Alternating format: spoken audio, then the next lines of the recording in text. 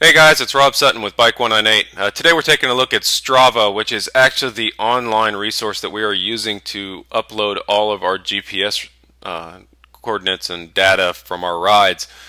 As you can see by this GPS bike routes and cycling training log. So today I'm going to give you a quick overview of what Strava offers, how it's kind of different from Garmin Connect and some of the competition, and why we started using it exclusively for all of our rides.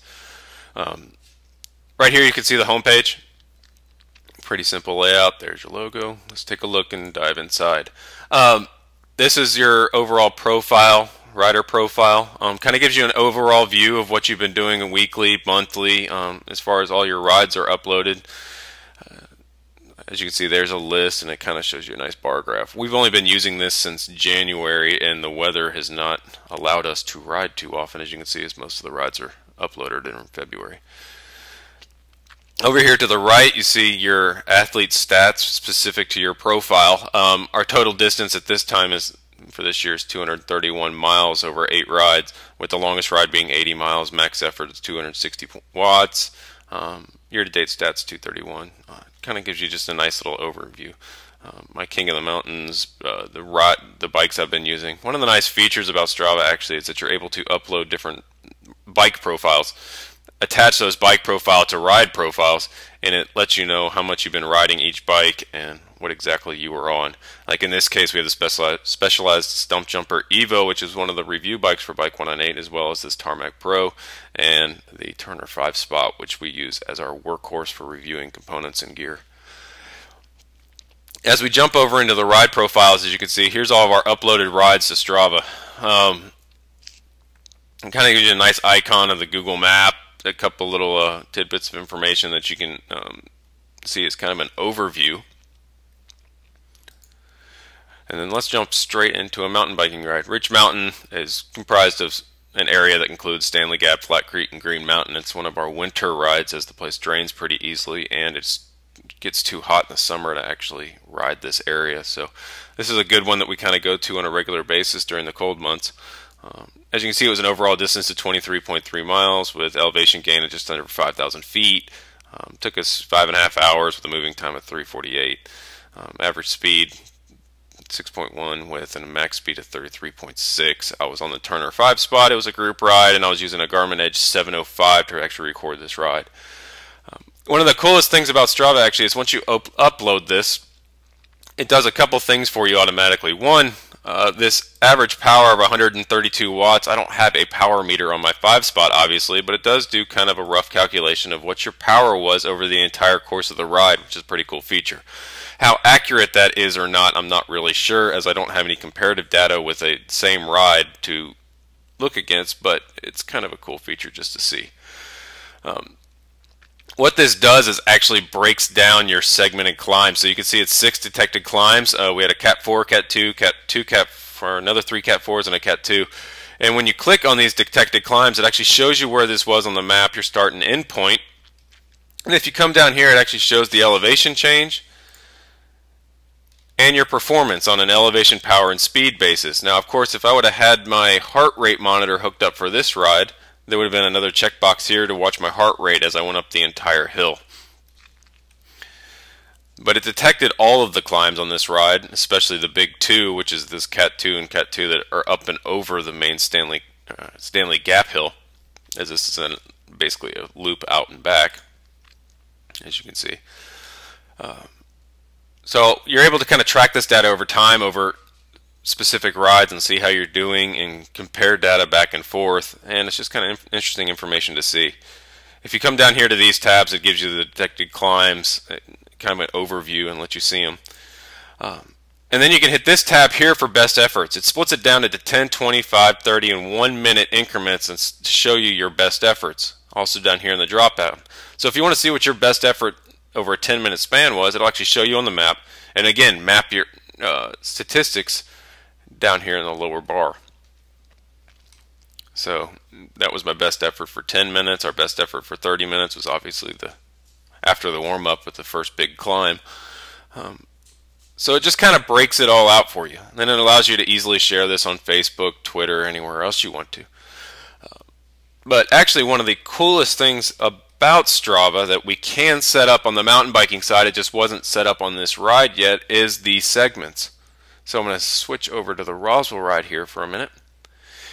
If you look up here, you see achievements and a list of medals. 4th overall on Eves Road, 3rd overall on Martin's Landing, 4th overall on Riverside Azalea. This is actually the Roswell Ride and Puke that we do on a regular Thursday night route during the spring, summer, and fall.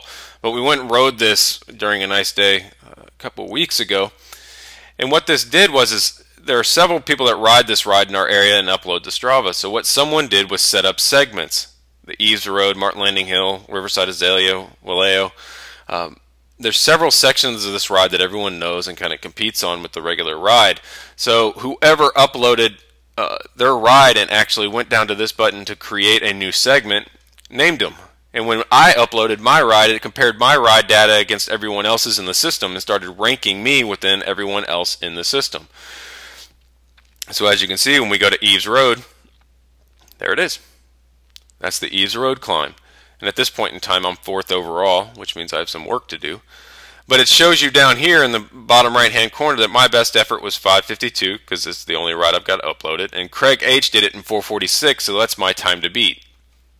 If we go to Martin's Landing, it shows you the segment on the ride. It shows that Jason Miller, a friend of ours that moved to California, did it in 52 seconds when I was off the pace at 1:17, sitting in 3rd place. So if we click on Jason Milleron's 52 seconds, it pulls up his 52 seconds on his ride with his max power of 372, and he actually did have a power meter hooked up.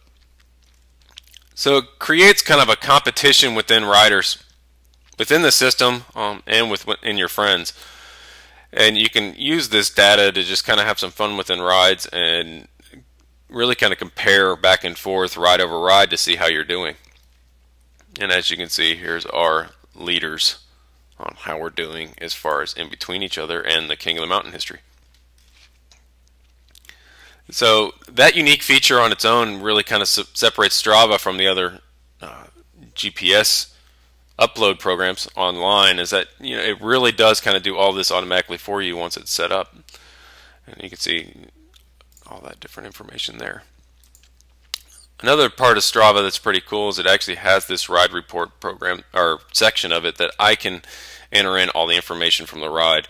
Like you see, this was a ride with several friends of mine, and I was reviewing the Suspension Experts RP23 tune as well as an X9 component group on the 5 spot.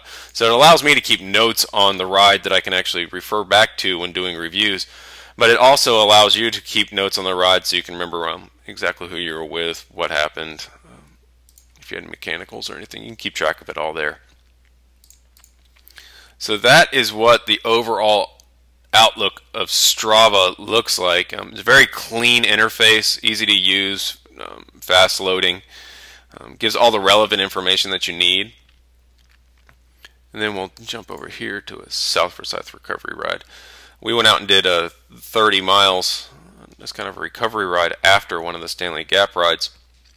And what I wanted to show you here is I actually had a cadence meter hooked up and my average heart rate hooked up. So when you come down here to performance, you are given the new bubbles here for power speed, or for heart rate and cadence. And you can map these all together by time or by distance.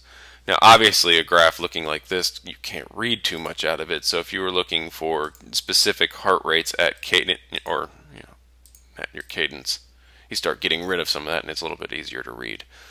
But as you can see also, it gives you specific data points and maps these on the map up here as you move through the graph. And you can zoom in and do all kinds of other stuff and do a satellite overlay map and the map with terrain using Google Maps. Garmin Connect had recently moved to Bing Maps, which is one of my irritations with that change. So using the Google Maps is actually a nice add-on for the Strava program. But as you can see, Facebook, Twitter, email, they just make that layout very easy to use. One of the other features is they actually run some competitions from time to time by using their segments, and it's a climbing competition in this case. sponsored by one of their sponsors there, and you can actually win things by participating in these competitions. MTBR.com looks like it's ranked second there. So that's Strava. They do have a free plan right here, and the premium plan that allows you to basically have all their features unlimited, which is $6 a month. While there are other free options out there on the net, the additional features such as the best efforts, the segments, kind of command a premium price point. $6 a month isn't much, and it really allows you to get some more extra features out of your uploads. So we find that it's worth it. Whether it's worth it or not for you, you'd have to decide on your own, but there is a free plan here, so it's at least worth trying out and see if you like the new features. So that is Strava. Do you have any questions or anything about what we've been using and our further experiences with it? Hit up the comments section of this article, and we'll get back to you there. If that's it, this is Rob Sutton with Bike 198, and that is Strava GPS.